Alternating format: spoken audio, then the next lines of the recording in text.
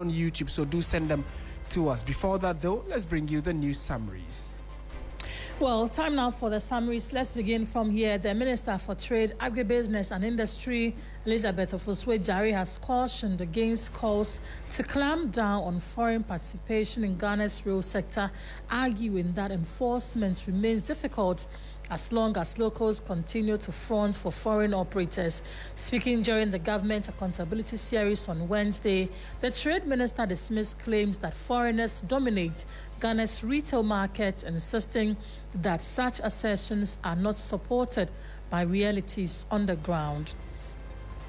Also, the Ghana Health Service has confirmed 12 new cases of Mpox as of January 18, bringing the total number of confirmed cases nationwide to 980. The outbreak has so far resulted in 7 deaths, with 1 patient currently on admission and receiving treatment. According to the Ghana Health Service, Mpox is primarily transmitted through close physical contact with an infected person, including contact with skin lesions, body fluids, or contaminated materials. Health authorities are urging the public to remain vigilant and practice good hygiene to reduce the risk of infection. The Ghana Private Road Transport Union, GPRTU, has arrested 15 drivers in Ablekuma, Accra, for allegedly charging multiple fares, the union's task force has confirmed. National Guard Commander of GPRTU, Dermon Ekolgezi, said the operation is part of a wider effort to tackle driver indiscipline in the city and enforce approved fare structures. However, some of the arrested drivers have described the arrest as unjustified. One driver said he had only charged the normal fare and was unfairly targeted. Before we go, Ghana's Chief Justice Paul Bafuboni has thrown his weight behind the Ghana Tertiary Education Commission's ongoing campaign to expose and sanction individuals who use academic titles they have not legitimately earned. According to the Chief Justice, the naming and shaming initiative being undertaken by GTech is necessary to sanitize the educational system and restore credibility to academic and professional institutions. While the campaign has been met with resistance from some of those affected, the CJ has urged the Commission to remain resolute. That's it for the news summaries. Thank you very much, Grace Hamwa Ajiman, for letting us know the other big stories making rounds in Ghana. Let's settle for the big ones that we are monitoring for you. And it has to do with one of the stories that have been running for a number of days now, having to do with some unscrupulous drivers who have been charging unapproved fares. So the concern has been on the back of a number of reports over the last few days where some drivers have been charging unapproved fares on a number of major routes. What we have been told is that as of today, about 15 of those unscrupulous drivers have been arrested. And we are told that this is not the only time. It has been ongoing for some time and will definitely continue to ensure that sanity is brought to our roads. So let's speak to Abbas Imoro, who is the Public Relations Officer of the Ghana Private Road Transport Union, the GPRTU. Mr. Imoro, good evening. Thank you for joining us on 3FM. Good evening, and thank you for calling. Right, to start with, so where are these 15 people? Well, they are currently in the hands of the police at Ablekuma police station. And I know that over the last few days or last few weeks, you set up a task force. Is this the work of the task force that helped you to apprehend these 15 individuals? Yes, the initial task force were given a work to find out if it is true some of the drivers are working short, if it is true some of the drivers are overcharging, and they were able to bring a credible report. You know, we met the transport minister. It started from last week Friday, where the vice president, the local government minister, and the transport minister at the transport ministry. And it was postponed. That meeting was postponed to 3 days today. That is, this very Monday. So this very man, they were able to conclude it. And all directions point to some of the drivers punishing the passengers by loading short, and others are also overcharging. And GPRTU were being accused undisputedly. We agreed we are the leading private transport operators in the country. So definitely anything is being pointed to us. It's like these newspapers. We have so many newspapers. They say graphic, because graphic is the best of our time. Yeah. So any driver who misbehaves, GPRTU. So we took it upon ourselves, and yesterday we called for an emergency meeting. At the meeting, it was agreed that our union car should immediately be deployed on the stations or on the field, whilst we are waiting for the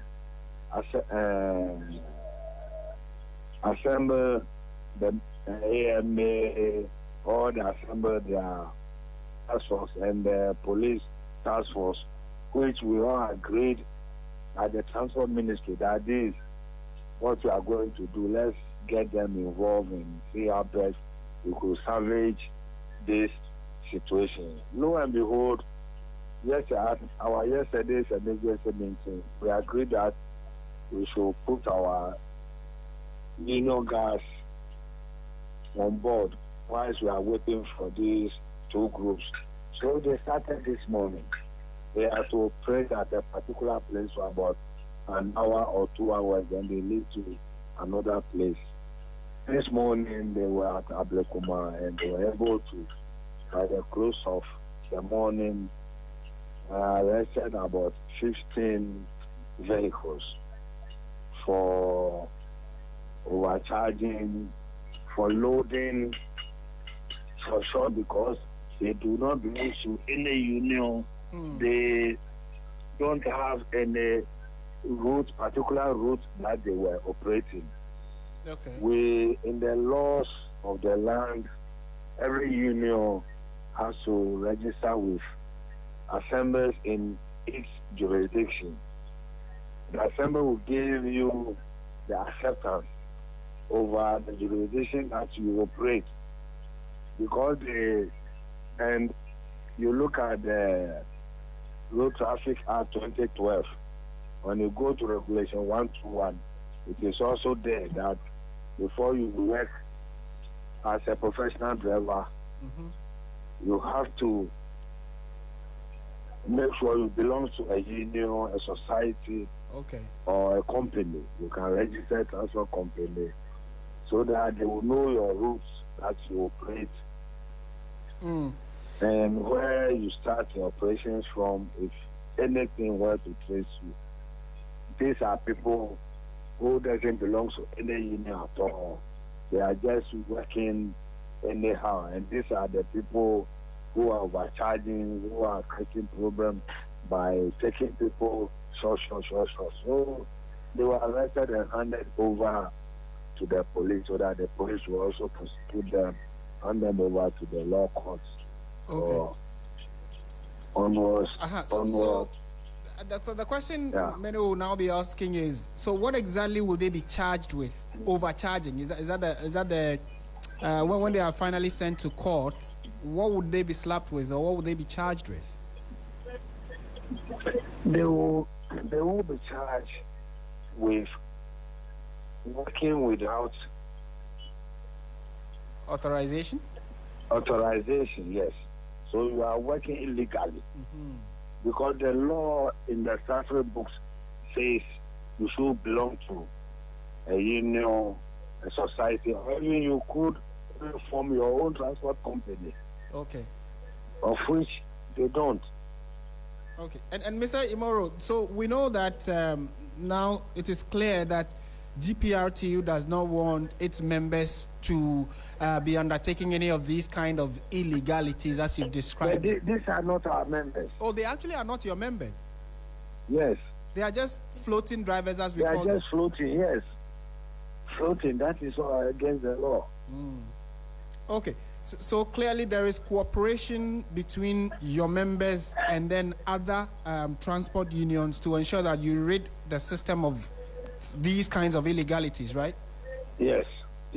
Right. And going forward, what is the plan and how sustainable is this strategy of deploying the task force?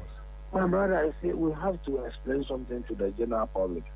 If you operate from Amasaman to Accra, when you come to Accra, you have to start loading from Accra to Amasaman, because when you are driving from Amasaman to Accra, you might pick somebody from Pokwase, Ofanko, Achimota, Alajo, along the stretch of there, you might be picking people.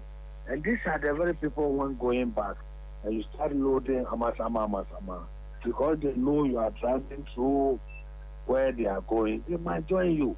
But here in the case, when you get to Accra during peak hour, then you say cycle.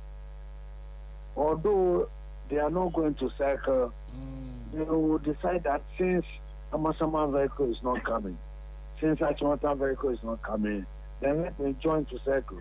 They will take all these people, dump them at cycle in the midst of pickpockets and any other bad characters. So you can imagine what they go through.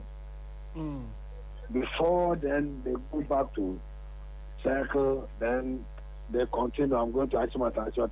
By the time you get to Amasama, if you have to pay 10 cedis from Amasama to Accra, you are going to pay more than that. Exactly. Okay. Yes. So finally, we deem it as a cheat. Yeah. You see, so we have started. You are waiting for the services of the assemblies and that of the police to beef up to make sure right things are being done. Okay. So that we all live happily. Okay. My two final questions. Then you can take leave of us. We know, or I know, because I also use public transport sometimes. I know that when, for instance, you charge, say, Accra to Achimota, there is a fare that you have to pay. But if the car is going... It's around 6 cedis. It's around 6 cedis, all right. So, for instance, if I pick the car from Accra and it is not a station car, it's a moving car, or it finds me at Circle and I join, and the car is, let's say, is going to Amasaman, should I pay the full distance fare to Amasaman, or I should pay to where I would alight? No, you don't have to pay Amasaman fare. You have to pay Achimota fare, because immediately you alight, someone might join. So someone might. It will even benefit me as a driver. Okay. If you alight at Achimota and someone joins. The two, what I took from Accra to Achimota 6 cedis. From Achimota to Amasama could even be around 6 cedis. Right. It could be, and maybe from Accra to Amasama would be about 11 cedis. So finally, I might even benefit something small out of it.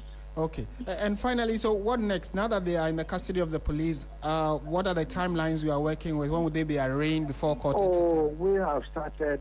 If by tomorrow those bad notes in our midst stops, then our people will also relax. If they immediately stop doing that, they will also stop. No, I'm asking... If they don't stop, we'll be chasing them. Okay, I'm asking what next now that they've been arrested? Are we going to court and when? They have to send to the law court. They have to be prosecuted and sent to the law court for the law court to take its course. Okay. Because we have laws in the land. Right. Mr. Emoro, yeah. Thank you so much for speaking to us. You are always welcome. This evening too, they are going to continue. Okay. And we are fully in support of this so that we can have some sanity. Thank you for supporting. Right. Thank you so much. We've been speaking to the Public Relations Officer of the GPRTU, Abbas Imoro, helping us understand that 15 people have been arrested. They are currently in the custody of the Ghana Police Service, and the exercise or the operation that got them arrested will continue in the coming days. In fact, continues right this evening. So trust us to also be on top of the issue and update you as and when they do arrest them. Plus, you as a citizen or someone who uses public transport, you can also join in this fight to ensure that some sanity is brought to our public transport system. So report them if the mates and the drivers are misbehaving or are not allowing the laws of the Republic to work. You're still listening to 3FM 92.7. This is Hot Edition. It is live from our studio here at Adisanwe Kanda in Accra. Let's go to the big talking point that was on the lips of many Ghanaians, especially yesterday, the appearance of the former Finance Minister Ken Ofori-Atta before the courts in the U.S., where we are told that the case has actually been adjourned to the 27th of April later this year. However, another Ghanaian individual is also expected to appear today, and that's the former Chief Executive Officer of the Microfinance and Small Loan Center, MASLOC, Sedina Tamakloe-Attionu. She is expected to appear before a U.S. court on the 21st, which is today, to determine whether or not she would be deported to Ghana. Madam Tamakloe-Attionu was arrested by U.S. Marshals following an extradition request made by the Ghanaian government in 2024. According to Ambassador Smith, who is Ghana's ambassador to the U.S., officials of the Ghanaian government and the embassy have so far not been allowed to visit her since her arrest, although the reasons for the restriction remains unclear. Meanwhile, the Bring Ken Back protest by pressure group Arise Ghana got intense on the second day as protesters blocked part of the road in front of the U.S. Embassy and attempted entry into the interior area. Hundreds joined the protest, causing a heightened security and barricades to control the crowd. Christian Yali, who is our correspondent following this particular issue for us, was there and reports. And for those of you who are watching on Facebook or who want to see how the day played out in terms of the turnout of the numbers, just check our Facebook and our YouTube stream and you'd get to understand how the day played out. But let's listen to this report by Christian Yali.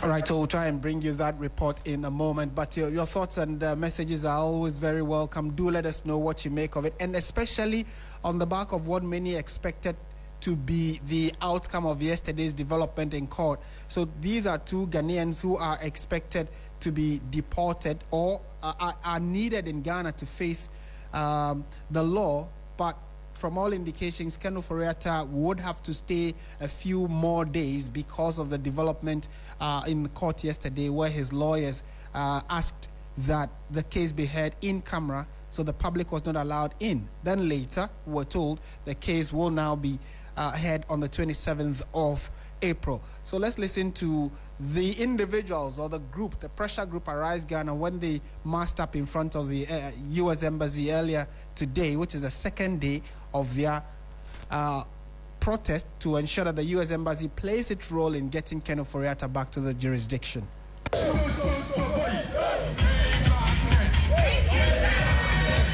are unrelenting and will not yield to any influence or be deterred in their demand for expeditious return of Ken Ofori-Atta.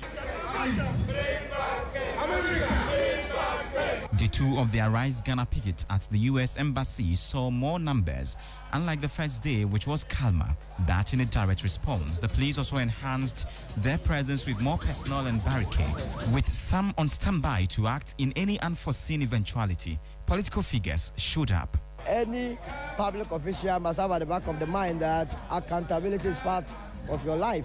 And it's very simple. No one is saying that Ken is guilty.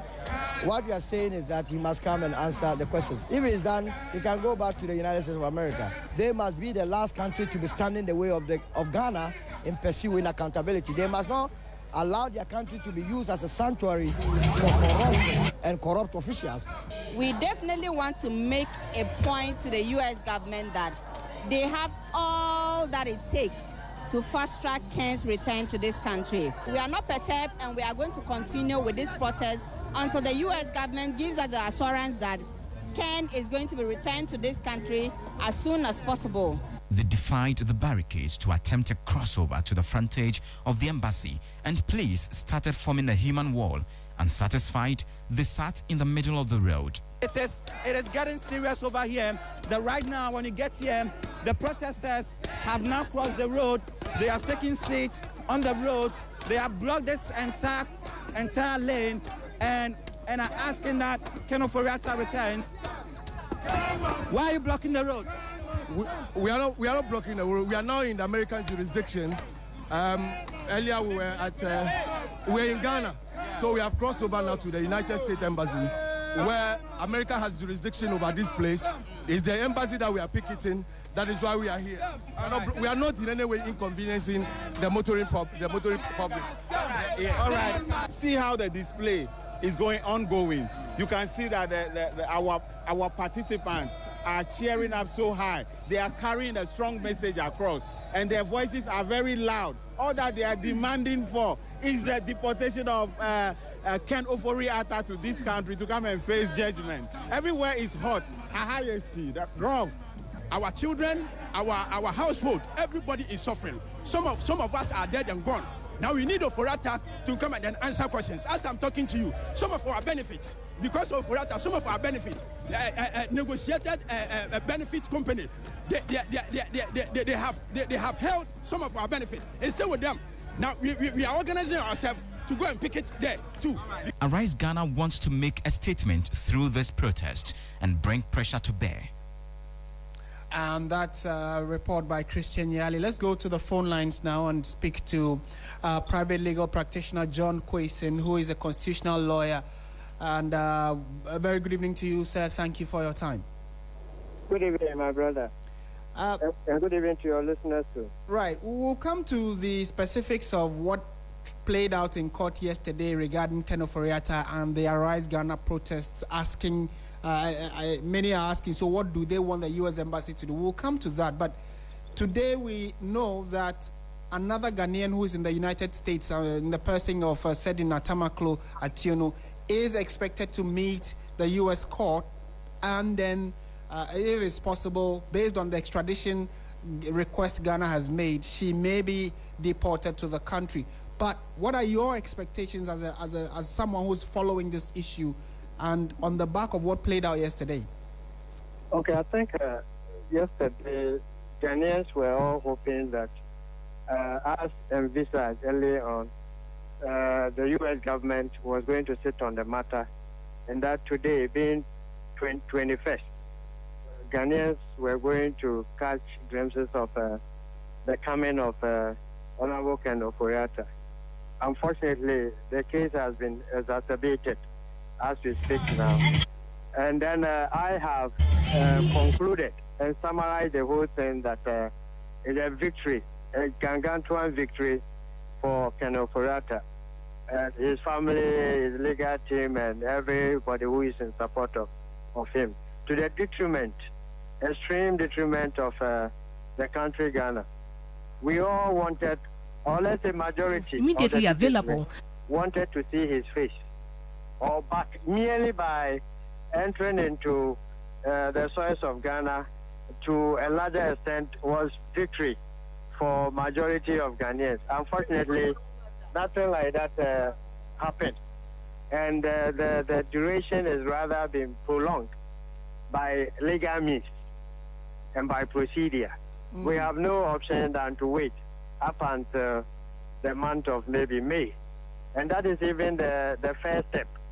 Subsequently and procedurally, more things are supposed to follow.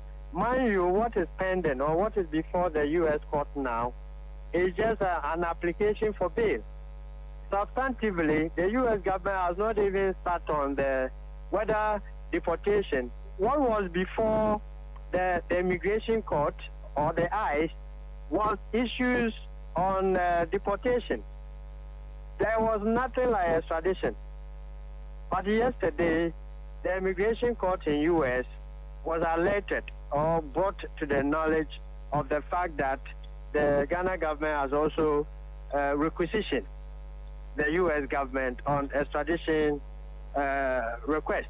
So the issues have been compounded now. Originally, what you knew about was the fact that his visa had been revoked, and therefore he was being prepared for deportation. Yesterday, during sitting, it came to the attention of the judge that indeed Ghana has... We seem to have lost the connection to a private legal practitioner who was helping us let's get some legal perspective to the issue of the extradition of whether or not Ken Ofori-Atta could have been decided, or the fate of Ken Ofori-Atta could have been decided yesterday to either bring him home immediately or deport him immediately. But his lawyers were able to make a strong argument, and the U.S.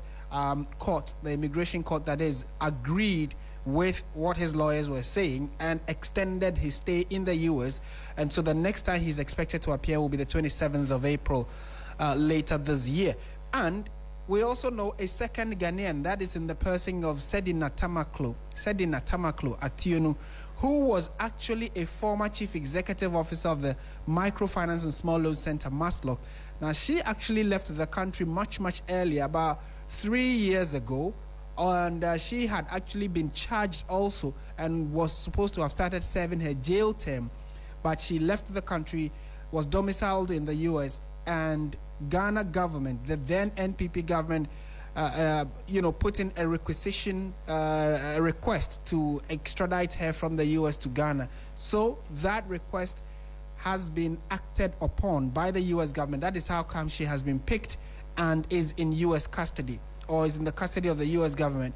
Now today, she will be appearing before a court, and the conversation largely will be about whether or not she has violated any specific orders.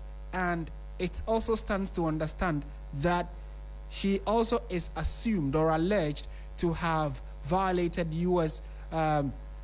immigration laws, for which reason she is in the custody of the marshal. So we would try and follow that particular development as and when she appears before court, we will follow very closely and update you on how that court process will go, or the hearing will go. And the hearing clearly is going to be quite similar to what we saw with Ken Ofori-Atta when he also appeared before the Virginia Immigration Court. And his lawyers argued that based on the kind of request that Ghana had made, they would like him to stay in the U.S. at least for some extra days to analyze and understand what exactly the situation is before they agree as to whether he has to be deported from the United States or allowed to stay there by visa, by extending his visa. And so do let us know what you make of the developments. If you go to our Facebook page, we are streaming this bulletin. Your thoughts are also very important, so do send them to us, and I will read it and share it with the rest of the world. Now, one of the key institutions or key pressure groups that are asking the government or the U.S. government, that is through their embassy here, to act expeditiously is Bernard Mona, who is one of the conveners of the Arise Ghana pressure group. He's joined us on phone for a quick chat. Mr. Mona, Happy New Year to you. Thank you for joining us on 3FM. Martin, many happy returns. Next year by now, your wife should have given birth to twins. Amen. I receive it. Thank you so much for that. To start with, I'm told you are still at the premises of the U.S. Embassy. How has the day been, the second day of the protest or the picket? We have left the U.S. Embassy premises. We gave ourselves up to 4, but we even left there at 2 p.m. Today has been mammoth. There were many people that came. Some of them, as you know, mass protests, you don't get to know everybody. Some of the people that came there, I personally do not know them, but they also have the same feeling that we have, that Ken Ofori-Atta should be brought to Ghana to face trial. And so a number of people came. I think the crowd today was higher than what we started with yesterday, and I'm anticipating that it will keep snowballing tomorrow until maybe the weekend. Then we'll see how it moves on. Right. So at the end, what are you expecting from the U.S. Embassy to meet you so you give them a petition? Well, what exactly is the strategy here? Well, if I can have that outside of legal remit, if you listen and read the news portals, you hear that yesterday when Ken appeared before the judge, there was a state attorney that went to the court and indicated that there was an extradition request from Ghana. And the judge said that he cannot make any determination based on that. There was an objection. Until the document before him is not able to make any judgment or any pronouncement based on assertion. So what it means is that whatever we are doing here, there is also a feed into the United States system. And that is possibly responsible for somebody choosing that Ken Ofori-Atta has expired his visa in the United States of America, for which reason I was able to go and pick him up. And two, that the picketing was ongoing at the U.S. Embassy. And of course, you will see that they are drones and some of their security persons were moving in and out, meaning they are picking information and also sending signals. Some of them came out close to look at the placard. So we are insisting that all these problems that we are having, should Ken Ofori-Atta on his own will say that he wants to come to Ghana to come and face the charges, I'm sure that every other matter that is ongoing will be dropped for him to return to Ghana, so that we will be able to get to the bottom of the allegations that have been leveled against him. And it is on the back of that we are also trying to understand. So this is just to put more pressure on the U.S. government to act. But are you optimistic that this would actually bear some fruits? Because the situation is totally in the hands of the U.S. government. They can actually decide to extend his stay in the U.S. And although there is a request to extradite him, it is still in the hands of the U.S. government, no? Yeah, I agree with you perfectly. And that is why I'm saying that in order not to set a dangerous precedent that anybody who occupies public office can become pompous and arrogant in that office, can abuse that office, can take the office for granted, and in this instance, steal resources meant for the state and for his personal and family use. So that at the end, when these people have become filthy rich from the loot that they have, they can run to any country and then they will get protection from it. If you do that, I'm not sure that this world will be a place for people to live. Anybody can go and loot, and I'm sure that Americans who also have the opportunity will want to do that and run to Ghana, and they will get protection in Ghana. As we speak, Atto Forson is the current occupier at the Ministry of Finance. Should he learn from the nasty example of Ken Ofori-Atta, then it means that we are in a mess. And I have said this, that look, the record of Ken Ofori-Atta is indicative of how terrible he was as our minister. When Ken was in office, inflation was at 54%. When Dr. Amin Anta took over a few months to the close of the term, inflation came down all the way from 54 to 26%. Atto Forson has brought inflation to 5.4%.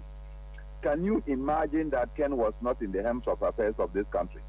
Can you imagine the gains this nation would have made by now?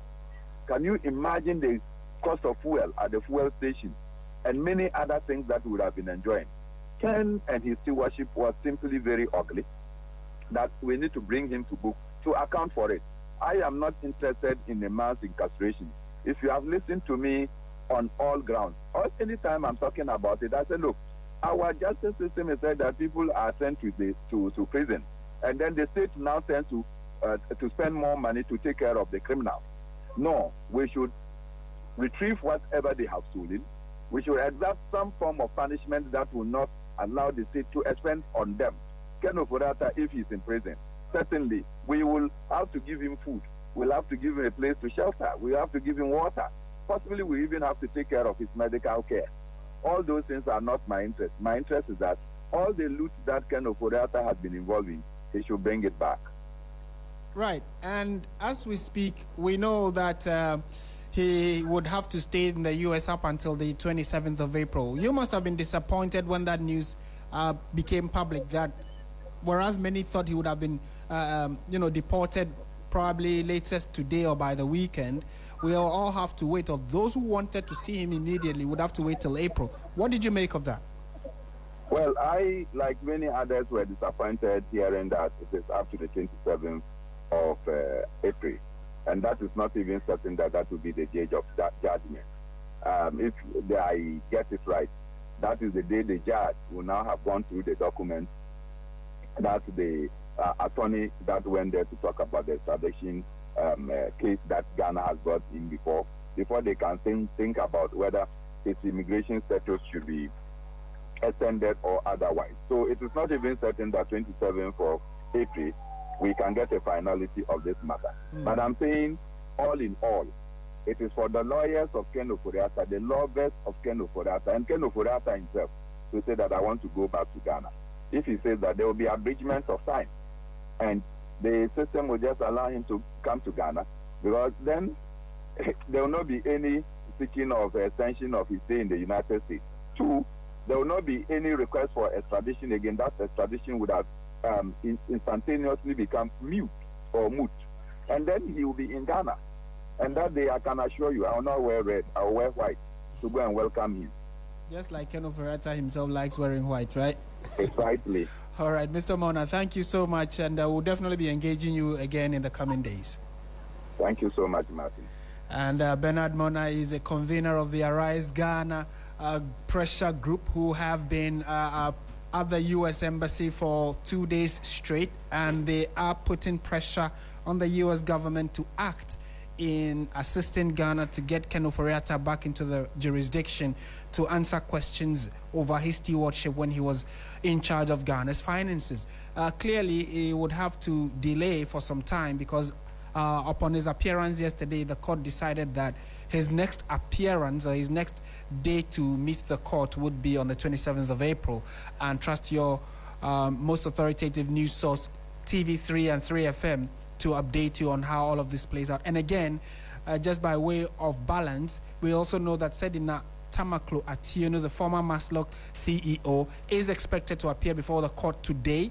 We will update you, hopefully by close of day today, on whether she is also going to be getting an extension or will be deported forthwith and to arrive in Ghana to serve her sentence, which was handed her in absentia.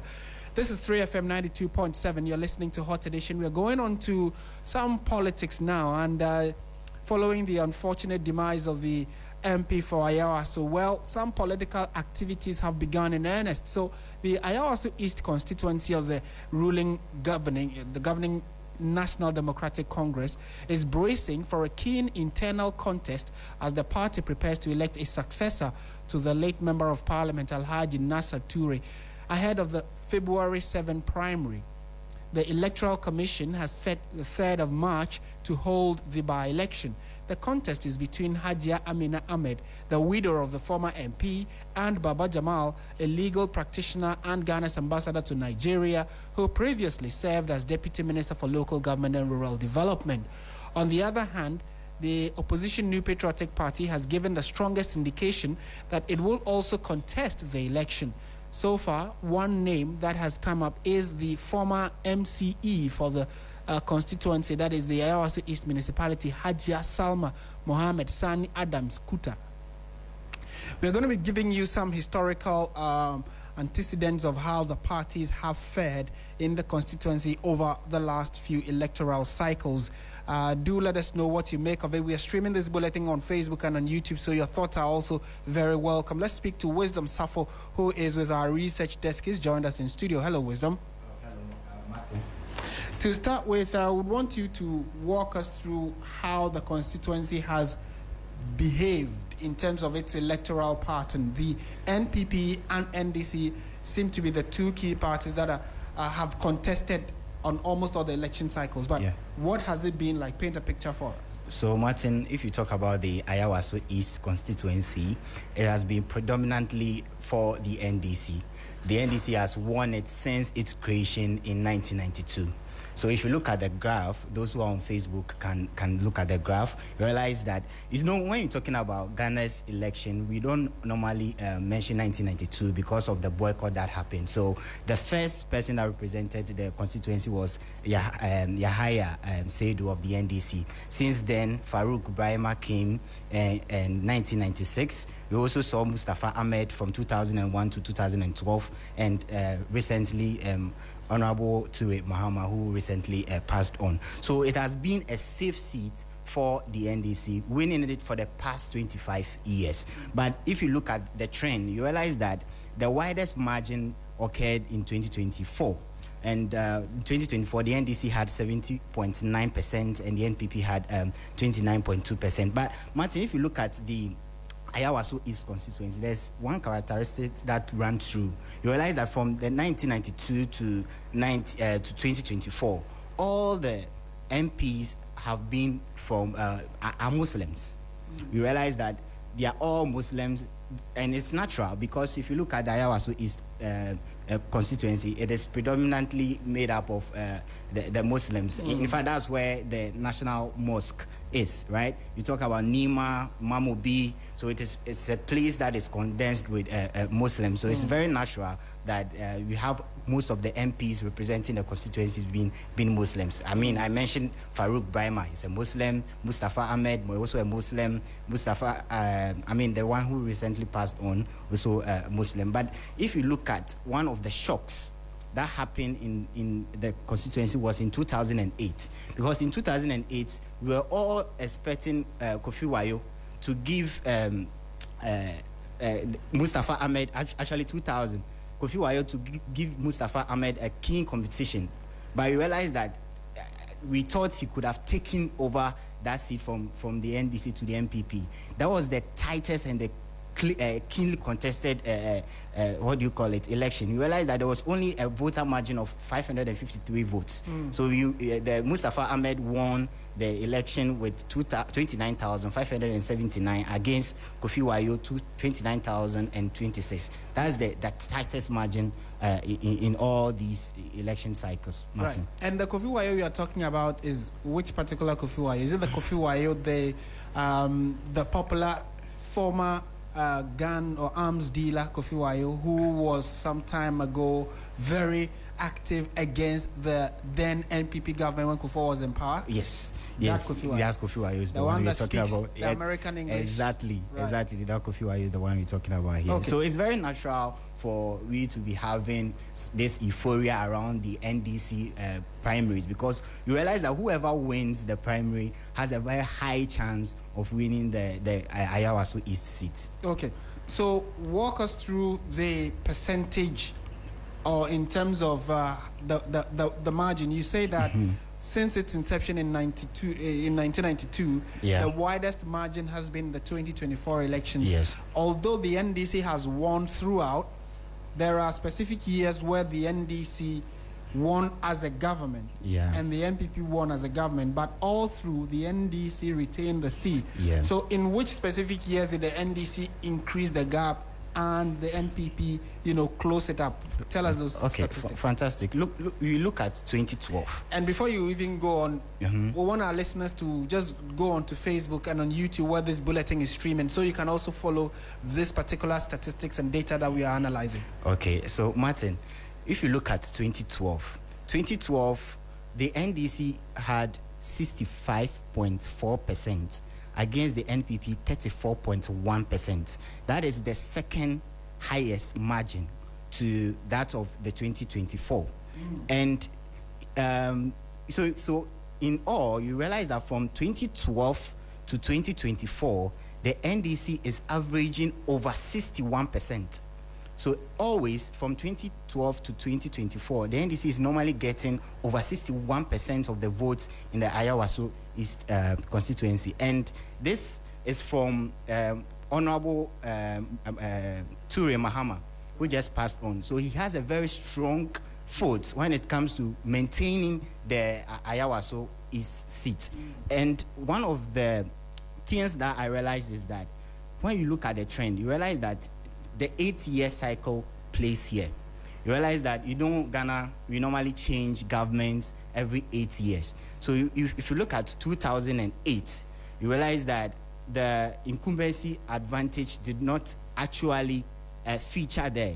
I mean, it would have been natural that the Kufuor was the incumbent president, so it was natural to say, okay, because of the incumbency advantage, you realize that NPP should have done well in 2008. But they actually lost a lot of votes when it comes to the percentages, because they had 39.2% in 2004, but that declined in 2008, and they had 33.3%.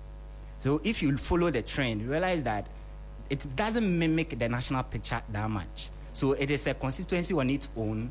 They decide where they want to vote. They decide who they want to lead them. And it's not naturally mimicking what we generally picture as a natural way of Ghanaians voting, a changing cycle within these 8 years of changing government. So it's a very special constituency, and whatever happens there will be something that will be very interesting, and it will shape how we look at constituency elections. And we know that the NDC is gearing up for its internal primary. Yes. And then beyond that, the EC would also be holding the by-election on the 3rd of March. So do trust your election command center to update you going forward. Thank you very much, Wisdom Safo, for walking us through the numbers of Ayawaso East constituency, which is actually right a stone throw from TV3. So on the election day, both the NPP and then the NDC's primary will be there to cover, and then also update you on the day of election for the by-election itself, which is the 3rd of March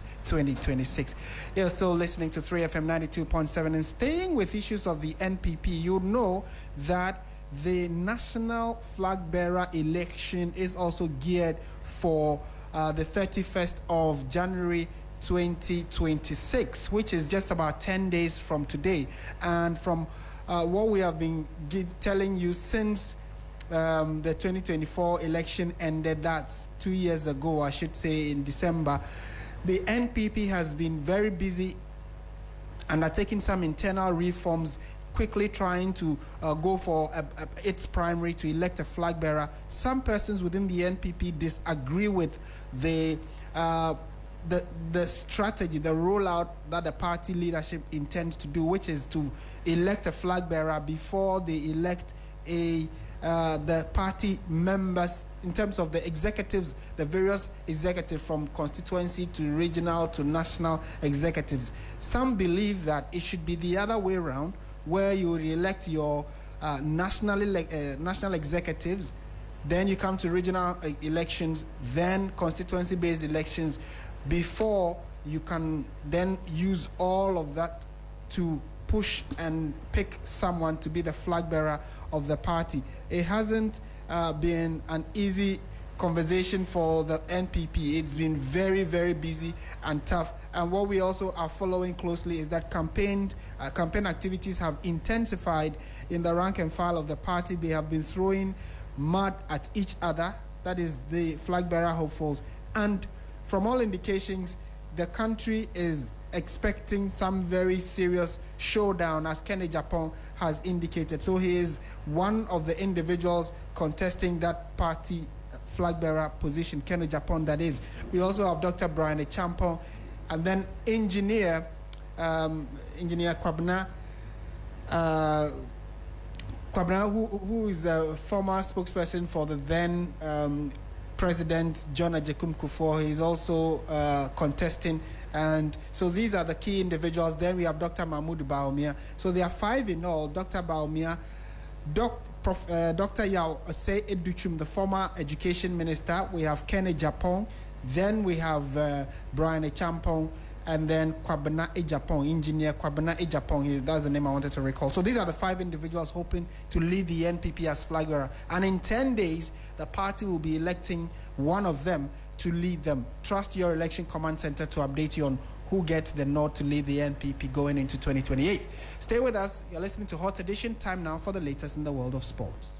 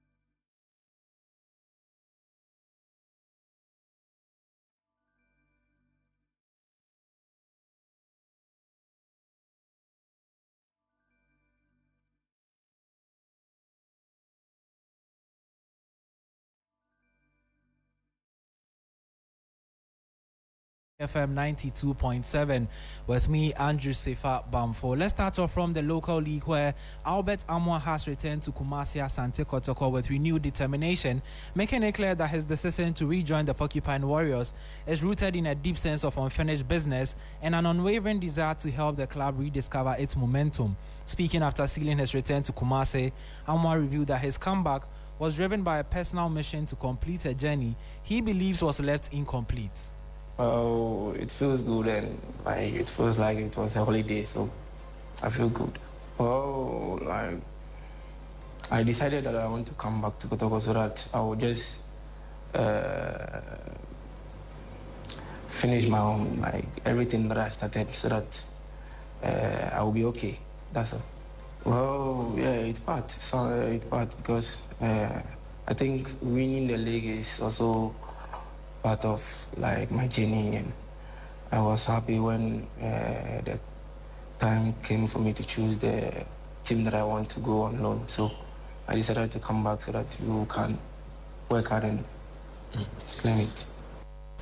And so that was Kumasi Asante Kotoko forward Albert Amwa speaking there. Let's head to Europe now, where Manchester City players have taken responsibility for their shock UEFA Champions League defeat by pledging to refund the ticket cost of every supporter who travelled to Norway to watch their game against Bodo Glimt. A total of 374 City fans made a long journey to the Arctic Circle on Tuesday, only to witness a stunning 3-1 loss with away ticket price at around £25. The Manchester City squad will collectively reimburse £9,357 to cover the full cost for those supporters who braved freezing conditions to back the team.